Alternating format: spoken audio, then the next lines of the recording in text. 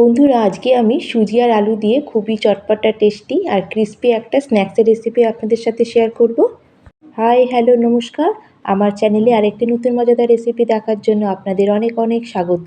তাহলে চলুন দেরি না করে শুরু করা যাক। রেসিপিটা ভালো লাগলে বন্ধুরা অবশ্যই একটা লাইক করে দেবেন। সবার প্রথমে গ্যাসে একটা প্যান বসিয়ে তাতে দিয়ে দিয়েছি 1 চামচ মতো তেল। এখানে বেশি তেল দেওয়ার দরকার নেই। তেলটা একটু গরম হলেই তাতে দিয়ে দেবো আমি 1/2 চামচ মতো গোটা জিরে। জিরেটা ভালো মতো একটু ফুটে গেলেই এখন আমি এর মধ্যে অ্যাড করে দেবো জল। এর মধ্যে আমি দিয়ে দিলাম মেজারিং কাপ মেপে 2 কাপ জল।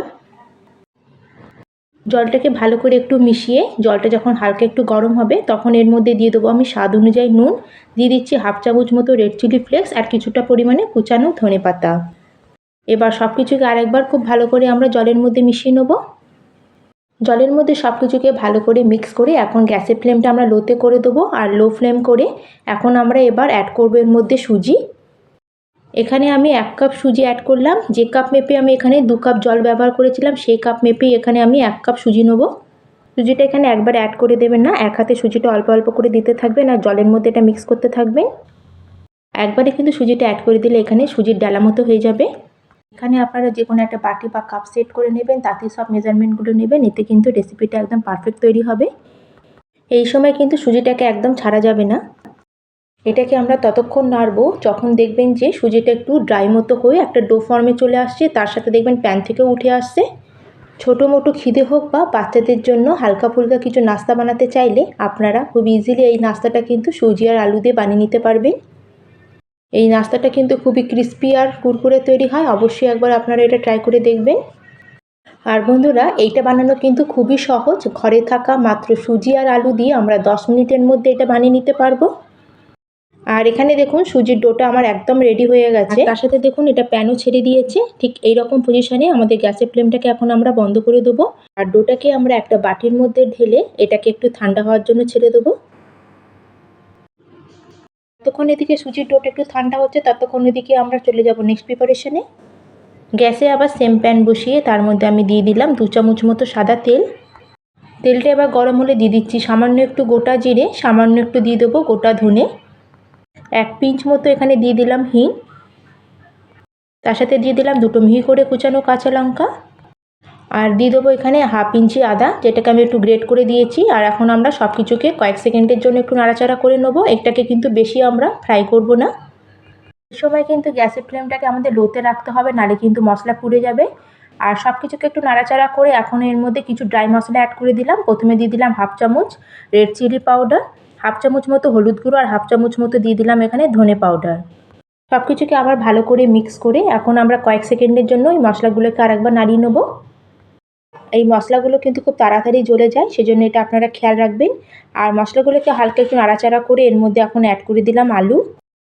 এখানে আমি 2টো মিডিয়াম সাইজের সেদ্ধ করে রাখা আলু নিয়ে আলুটাকে আমি একটু গ্রেট করে এর মধ্যে অ্যাড করেছি।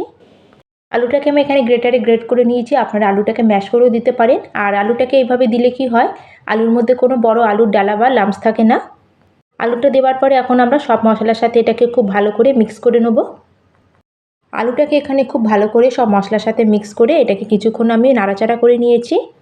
আলুটাকে সব মশলার সাথে ভালো করে মিক্স করে এখন এর মধ্যে দিয়ে দিচ্ছি 1/2 চামচ মতো চাট মশলা আর তার সাথে দিয়ে দিলাম স্বাদ অনুযায়ী নুন আর দিয়ে দিচ্ছি এখানে 1/2 চামচ মতো গরম মশলা। আর এই সব কিছু দেওয়ার পরে এটাকেও আবার ভালো করে আমরা আলুর সাথে মিশিয়ে নেব।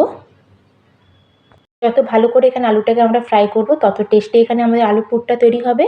আর এরকম চটপটা আলু পুরের সাথে এই স্ন্যাক্সটা কিন্তু খেতে দারুণ লাগে। ছোটো বাচ্চারা তো খেতে ভীষণ পছন্দ করে। আপনারা বাইরে থেকে না কিনে এইভাবেই ঘরে কিন্তু বানিয়ে বাচ্চাদের দিতে পারেন। সবার শেষে এর উপর দিয়ে দিলাম কিছুটা পরিমাণে কুচানো ধনেপাতা। আর ধনেপাতাটাকে দিয়েও আবার আলুর মধ্যে আমরা ভালো করে একটু মিশিয়ে নেব। এখানে খুবই টেস্টি চটপটা একটা আলুর পুর আমাদের রেডি হয়ে গেছে। এখন গ্যাসের ফ্লেমটাকে অফ করে দেবো আর এটাকে একটা প্লেটের মধ্যে বার করে নেবো আর এটাকে ঠান্ডা হওয়ার জন্য আমরা ছেড়ে দেবো। এদিকে কিন্তু আমাদের যে সুজিটা রেখেছিলাম সেটাও হালকা ঠান্ডা হয়ে গেছে আর একটু কভার করে রেখেছিলাম যাতে সুজিটা পুরোপুরি না ঠান্ডা হয়। সুজিটা এরকম হালকা একটু উষ্ণ গরম থাকলে তাহলে কিন্তু ডোটা এখানে আমাদের খুবই সফট তৈরি হয়।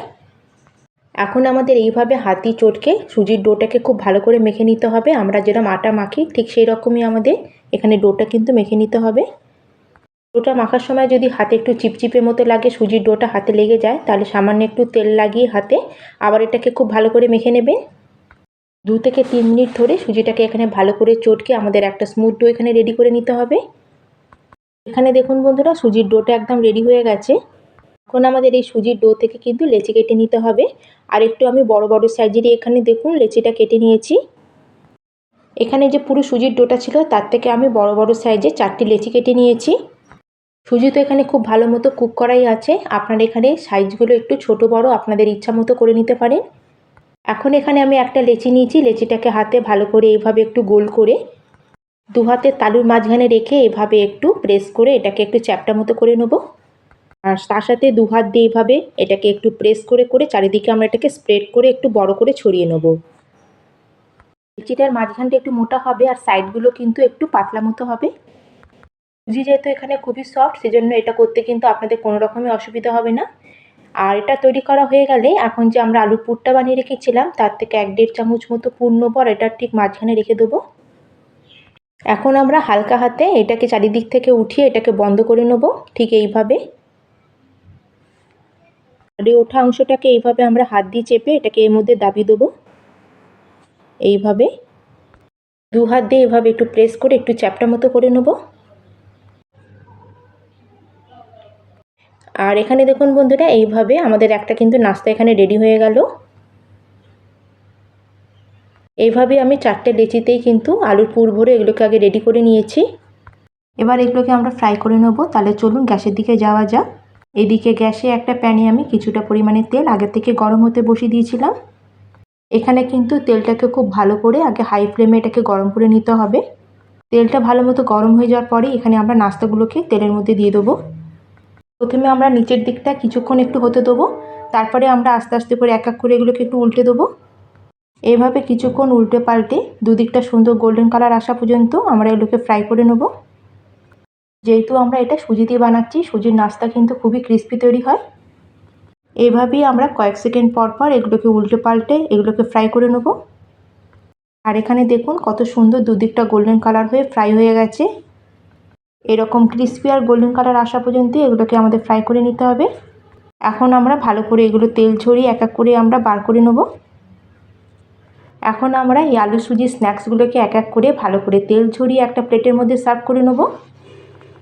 আর এখানে আপনারা দেখে নিশ্চয়ই বুঝতে পারছেন যে আমাদের এই নাস্তাগুলো কতটা লোভনীয় তৈরি হয়েছে আর বাইরে থেকে খুবই ক্রিস্পি তৈরি হয়। তাহলে বন্ধুরা, আজকের আমার এই রেসিপি আপনার কেমন লাগলো অবশ্যই আমাকে কমেন্ট করে জানাবেন। ভালো লাগলে লাইক করবেন, শেয়ার করবেন। আর চ্যানেলে যদি নতুন হয়ে থাকেন, চ্যানেলটিকে যদি এখনও না সাবস্ক্রাইব করে থাকেন, চ্যানেলটিকেও প্লিজ সাবস্ক্রাইব করে দেবেন। তাহলে বন্ধুরা, আজকের মতো এখানেই শেষ করলাম। আবার চলে আসবো অন্য একটি নতুন রেসিপি নিয়ে। ধন্যবাদ।